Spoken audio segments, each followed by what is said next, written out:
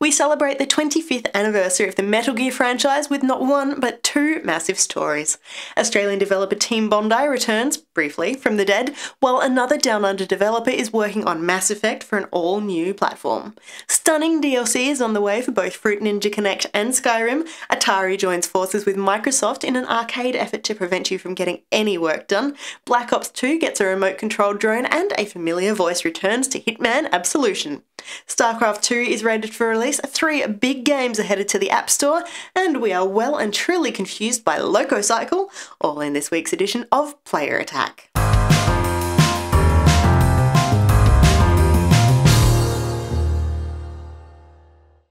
Hi, I'm Jessica Citizen. This week saw Hideo Kojima host a party celebrating 25 years of the Metal Gear franchise, which he helped start all the way back in 1987. The Tokyo event had something for everyone, with Kojima Productions announcing plans for Swarovski's crystal-studded iPhone case, branded t-shirts, lunchboxes and hats, a new soundtrack release, and even Snake-branded long underwear, as well as a couple of big reveals. The first one was nearly let out of the bag early thanks to a poorly placed Columbia Pictures logo. Metal Gear is headed to Hollywood with Avi Arad attached as producer. There's no word yet on storyline actors or directors, but Arad brings a great action movie pedigree with him, having worked on The Amazing Spider-Man, The Incredible Hulk and Iron Man in recent years. He's also no stranger to video games, being attached to adaptations of Mass Effect, Uncharted and Twisted Metal. The second surprise is arguably an even bigger deal, and one we'd been holding our collective breaths for. A brand new Metal Gear Solid Ground Zeroes.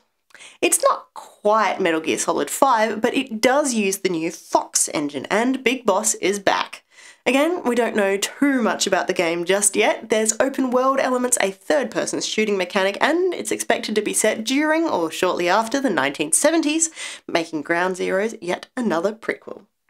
Stay tuned, there is no way this one will fly under the radar for too long. Something which has been safely out of the public eye for a while is Australian developer Team Bondi, the studio behind LA Noire. After the release of the gritty crime thriller mid-last year, the Sydney-based studio imploded, rather untidily, and all of its assets were sold off to Kennedy Miller Mitchell, developers of Happy Feet 2 and a film company associated with the Mad Max franchise. At the time, Team Bondi founder Brendan McNamara was quoted as saying he was working on one of the great untold stories of the 20th century, a period piece set in China in the 1930s titled Whore of the Orient. That's all we'd heard until this week, which saw the Team Bondi website updated with a picture of a Chinese apartment and a description box talking about Shanghai 1936, the most corrupt and decadent city on the planet. You see, rather than being outright offensive to women, Shanghai is the whore of the Orient, the plaything of the West. The new website was clearly visible Thursday evening Australian time, but by Friday morning it had disappeared again into the ether. Here's hoping we won't be waiting too long to hear more from Team Bondi this time around. And still with Australian studios, we've learned a little bit more about the Wii U version of Mass Effect 3. Rather than being handled by any in-house BioWare studio, the challenging port has been handballed to a new Aussie company, Straight Right. Straight Right has previously worked on iOS games like Shift 2 Unleashed, so it's no stranger to working with EA properties, and as an offshoot of longtime Aussie studio Tantalus, it's not quite as new as you might expect. Sticking with Mass Effect 3, the first batch of paid-for DLC arrived this week, the new single-player campaign, Leviathan. Our mandate is to investigate legends, rumors, old stories about the Reapers before anyone knew they existed. You're looking for something to fight the Reapers, Commander. I'm looking for the monster that murdered my father. Leviathan.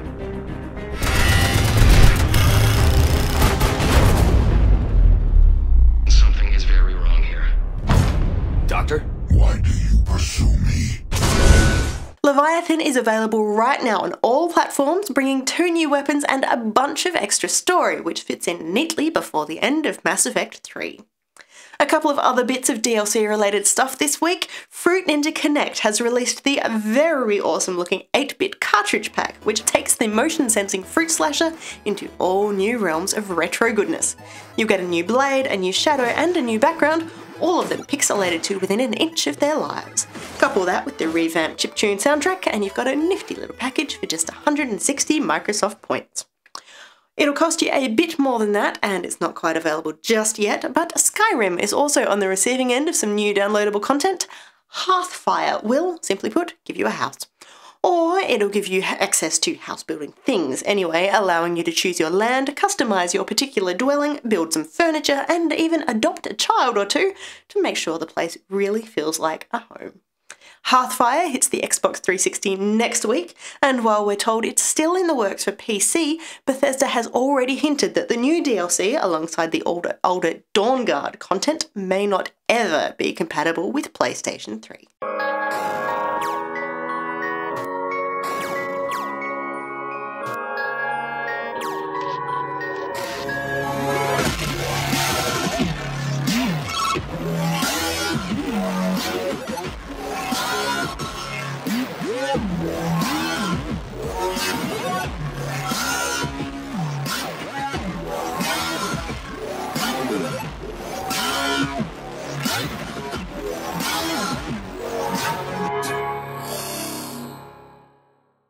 Atari and Microsoft have teamed up to relaunch 8 classic games that are completely playable inside your browser.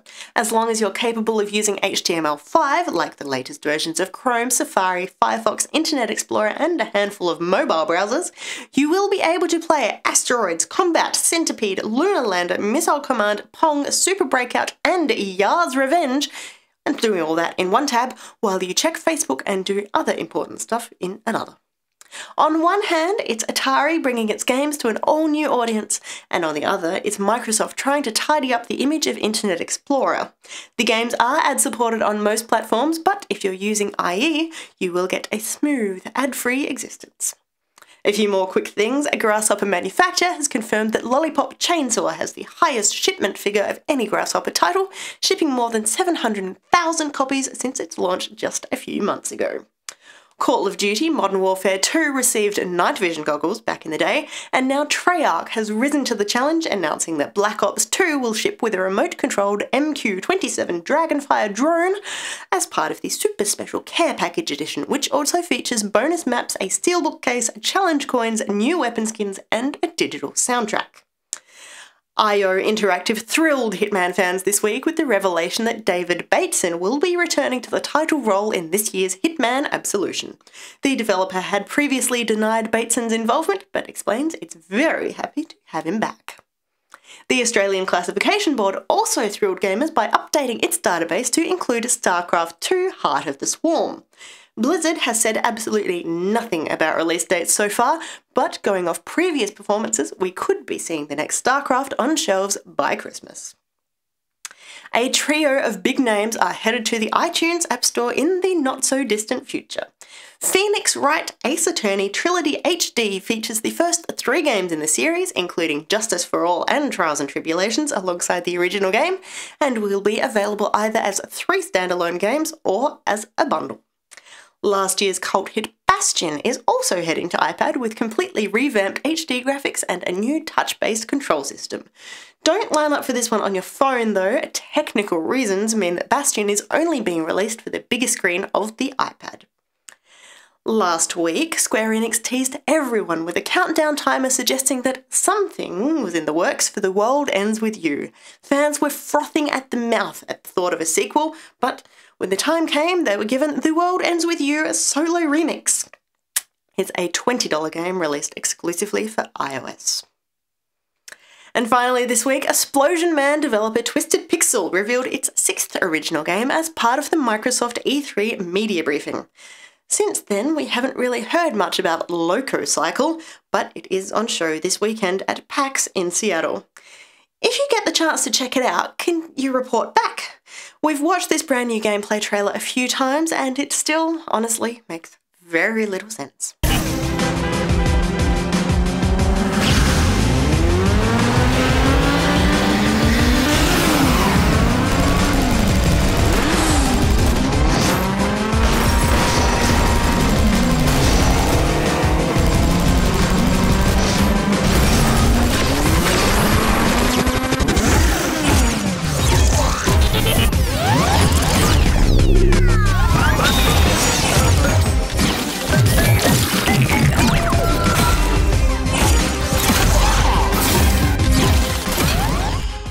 is named Iris, voiced by Disney actor Lisa Foyles. Her arch-nemesis is named Spike, and he's voiced by Robert Patrick, the star of Terminator 2.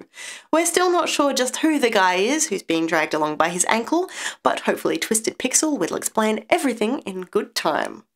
For the full version of those trailers, or for more information on any of these stories, head to playerattack.com. I'm Jessica Citizen. We'll see you next week.